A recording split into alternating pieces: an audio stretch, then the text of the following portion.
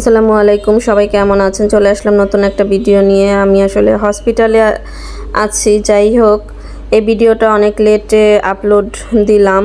আমার মা কিছুদিন আগে খুবই অসুস্থ ছিল, তো হঠাৎ করেই হাত পা নাড়াতে পারে না, এরকম একটা অবস্থা হয়ে গেছিলো, প্যারালাইজডের মতো। তো যার কারণে যাই হোক, আজগর আলীতে আমাদের এখানে কাছেই, সো আজগর আলী হসপিটালে 5 দিন ছিলাম আমরা। তো আজগর আলী হসপিটালটা অনেক সুন্দর। যাই হোক, রাফিকে নিয়ে ক্যান্টিনে যাচ্ছি, তো সকালের নাস্তা করব, তো ভাবলাম একটু ভিডিও নেই।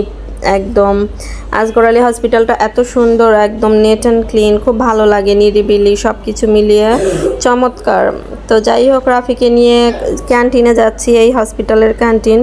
তো নাস্তা করবে ও, বলতেছে রাফিরও প্রচণ্ড জ্বর ছিল, ডেঙ্গু ধরা পড়ছিল। তো যাই হোক, এখন ওকে নিয়ে যাচ্ছি, আপনাদের সাথে একটু শেয়ার করতেছি আর কি। এই তো আমরা চলে আসছি ক্যান্টিনে। তো রাফি শর্মা খাবে বলতেছে, জানি আমি এটাও খেতে পারবে না, কারণ ও প্রচণ্ড অসুস্থ। তারপরও বললো ঠিক আছে, বাচ্চা মানুষ বলছে, এর জন্য নেওয়া হলো। তো যাই হোক, ও পুরোটা খেতে পারে নাই, যদিও অর্ধেকটা খেয়েছে জ্বর বলে, না হলে খেতে পারতো। আর আমি খেয়েছি অর্ধেকটা।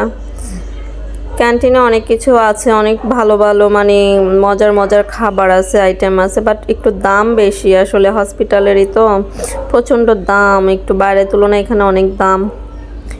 তারপরেও খাবার ভালো আছে, খাবারের মান ভালো আছে, ফ্রেশটা দেয়, এই আর কি। তো যাই হোক, রাফি খাচ্ছে, রাফির জন্য সবাই দোয়া করবেন। এই তো পুরো ক্যান্টিনটা একটু ভিডিও করলাম।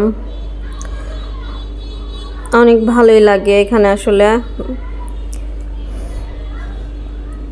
বাইরেও হোটেল আছে নর্মাল খাবার। তো যাই হোক, ভিডিওটা আসলে অল্প করেই দিলাম, ছোট্ট একটু ভিডিও করেছি।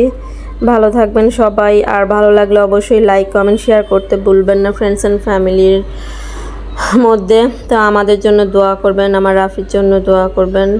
আজকে ভিডিওটি এ পর্যন্তই। আল্লাহ হাফেজ।